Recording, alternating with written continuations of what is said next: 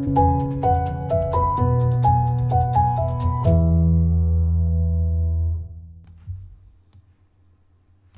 everyone, it's technology expert Burton Kelso here with another tech tip to help you get the most out of the technology in your life. Today we're talking about how to survive Global Day of Unplugging. That's right, March 1st, Global Day of Unplugging, which in reality is March 1st through March 2nd. Now, Global Day of Unplugging started as National Day Unplugging, and the whole idea is to get you to unplug from your tech devices from a 24-hour period. That's right, from sundown on March 1st to sundown on March 2nd, you're supposed to put away all of your tech devices. Doesn't matter if you're using smartphones, tablets, you name it. The day is designed for you to put down all of those devices. Hard to do, right? In today's digital world, it's really challenging to get away from those tech devices, but believe me, you can do it. There are plenty of ways that you can stop using your tech devices and step away from the world and re-embrace nature and other things such as family and friends. Now, there are some things that you should know going forward into Global Day Unplugging in order to get you prepared. Now, there's several tips that I have that are going to help you make the most of it. So, are you ready? You ready for these tips to help you get ready for National or Global Day of Unplugging? And I may slip and say National. I'm so used to this. I think last year, it's the first year they did Global Day of Unplugging. So here we are, and let's talk about those tips. So the first thing that you can do, to be honest, just don't participate.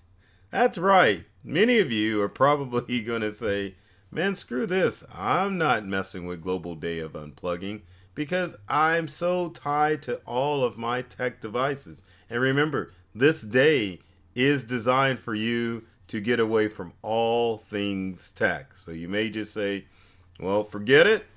Maybe I'll try it next year. Or are you serious? There's no way I'm going to give up my tech devices. But there's a reason that you should think about Global Day of Unplugging. Technology is designed to be addictive. I don't care what device you use, it's designed to keep you plugged into your devices all the time. Now, years ago, and I'll show you the differences that occurred years ago. Years ago, you didn't have subscription-based services. Products like Adobe and Microsoft, you installed once, you used it, and then you were done, because these subscription devices that we use now are designed to keep you plugged in. And let's not talk about social media.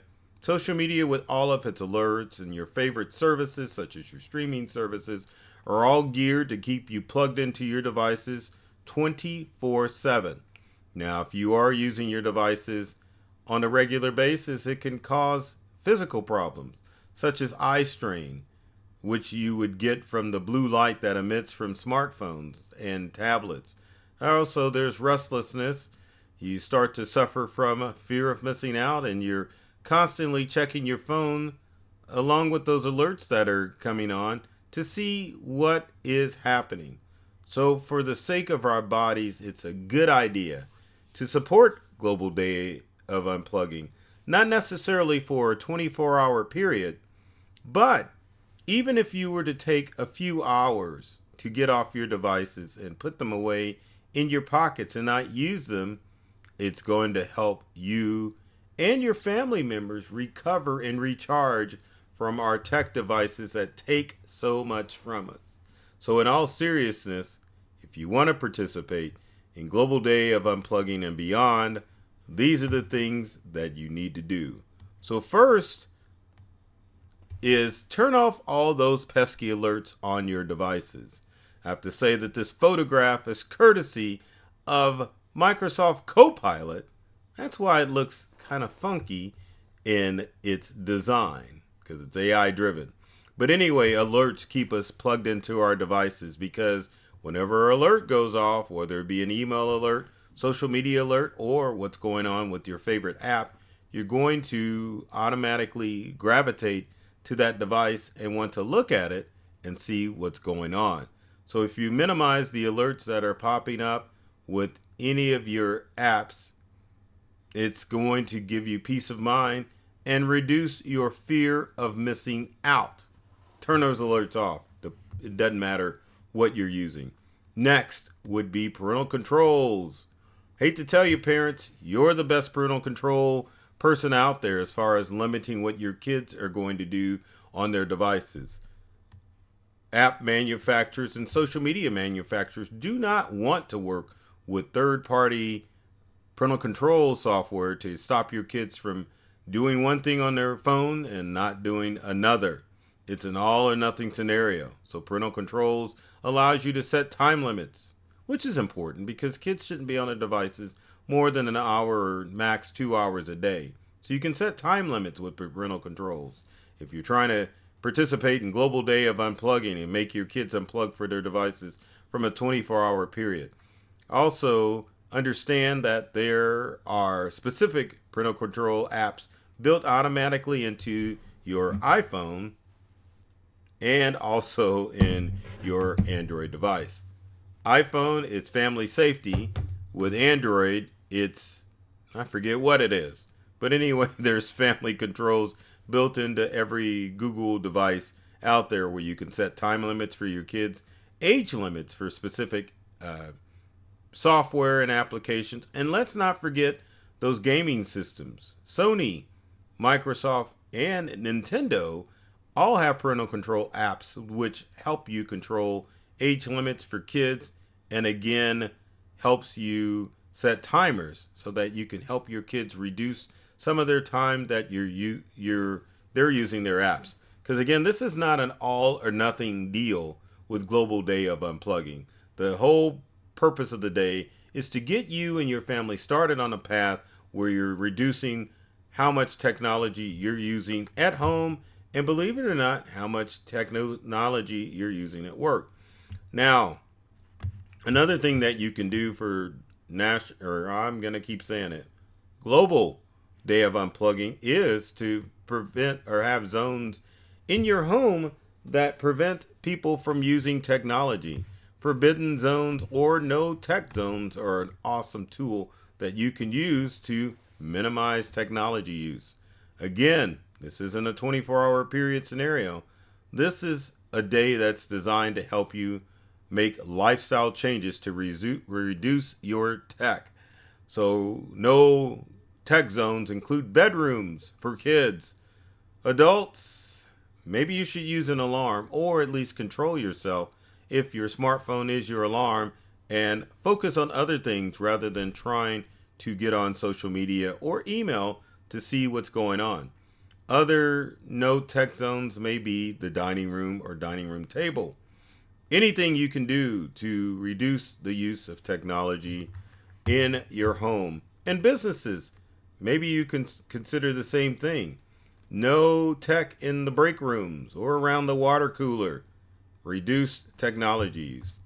And finally, one of the ways to survive Global Day of Unplugging is to say, hey, I'm going to just jump in and reduce the amount of technology that I'm using in my life for a day, or setting aside specific days where we're not going to use technology.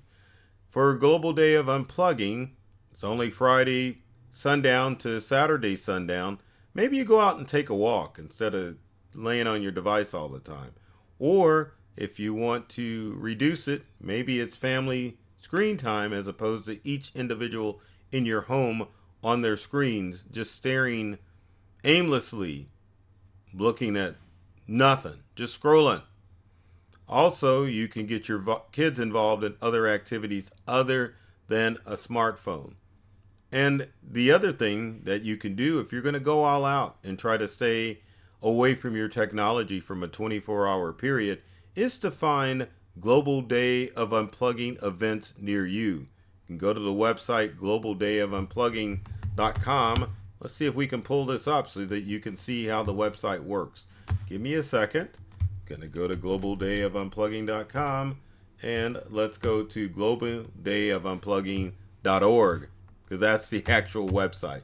But to show you on the screen here, there you go, globaldayofunplugging.org. You can join them. You can find out about the team, their mission. Also, you can find different events, partners, and products they love as far as getting unplugged. Let's see what they got. Oh, the Arrow Box and app. Keep you off your device. There's other things that you can look at as far as Global Day Unplugging.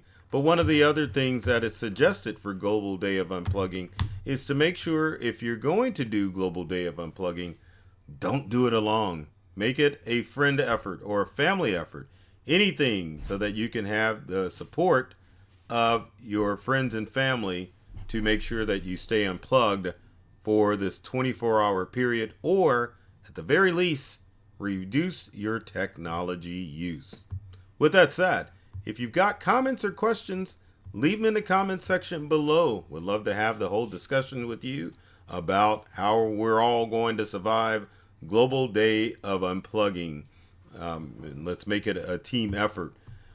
As with every video, I know that you always encounter somebody who may not know much about technology. So make sure with this video, you comment, like, and subscribe, and share it with your friends and let them know of an awesome tech guy who's obviously sharing tips and tricks that are going to help them get the most out of their technology. My goal with every video is to make sure that you open yourselves up to a whole new world of ideas and experiences using the technology that you use at home and at work. I love technology. I've read all the manuals, and I'm serious about making technology fun, safe, and easy to use for everyone. So take care of yourself and do many things to make you smile. And thanks for watching.